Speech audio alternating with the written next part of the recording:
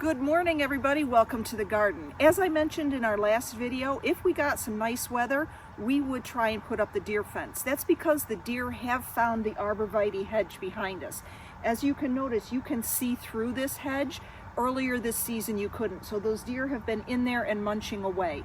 Normally we put the deer fence up early, but with things so busy this year, we didn't get around to it. So now that the snow has melted a little bit, we are going to tackle the deer fence. It is about 33 degrees at about 10 o'clock in the morning on January 11th. And our goal is to have this done by 1 o'clock because that's when the football games start. So join us as we put up the deer fence in the snow. Now this is a system of our own making. We have these poles and these stay here all year long. And our hope is that eventually the Arborvitaes, if the deer don't eat them, will grow in and cover them up so that we don't have to look at them. Then we have this top piece that fits on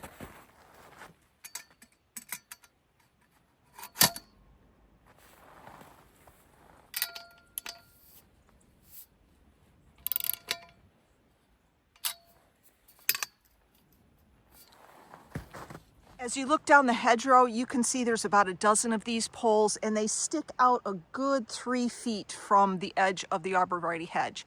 So what we need to do is go through and attach these top poles to all of the upright poles. Okay, if you can see, there's little eyelets here. We're going to be threading a rope all the way down through on both sides of this. So the wire rope goes through this loop and it goes all the way down and around the whole hedge.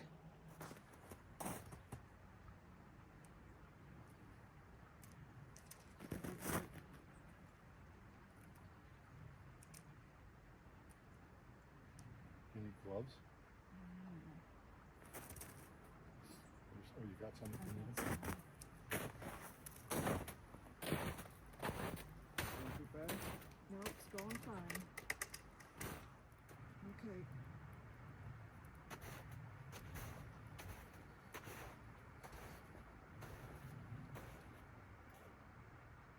This hedgerow is about 165 feet long, and what we're using is aviary netting. We have 2 pieces long enough to go down each side, and it's about 6, maybe 7 feet tall. Now, when you put it away, you have to fold it up. Put a note in your container that reminds you how you folded it up. That'll make it much easier to put up. We forgot to put a note in there, which is why we had to stretch it and do a little finagling with it. But once you have it all stretched out, you're just going to start hanging it up. To attach our aviary netting to our wire, we're just using some black zip ties, and we do this the whole way down. I'm placing the zip ties about every 6 feet down the length of the hedgerow.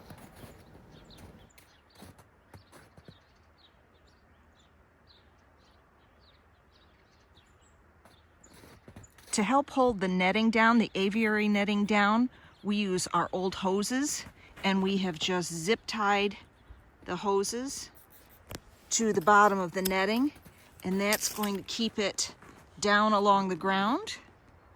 Now, looking down from one end to the other, you can see how the netting is held a good foot away from all the Arborvitaes the whole way down on both sides.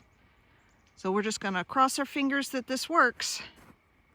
It took us about 2.5 hours to put this up, which isn't too bad considering we had to deal with all the snow. Thankfully, we store all those old hoses along the edge of this Arborvitae hedge, and they were really easy to pull out from the snow to use as weights to keep the bird netting or the aviary netting held down. Well, thank you so much for watching today's video. I strongly recommend that you put deer fencing up before the deer find your hedges and before it snows. I'll keep you posted on any other things that we're doing here in the garden. Thank you so much for watching and have a great day. Get out in your garden and have some fun. Take care, everybody. Bye-bye. Good morning, everybody. It is the next day after we put the snow fence up, and we got a couple inches of snow last night, so it's a good opportunity for me to come out here and walk down along the hedge line and see if there are any deer prints fresh in the new fallen snow.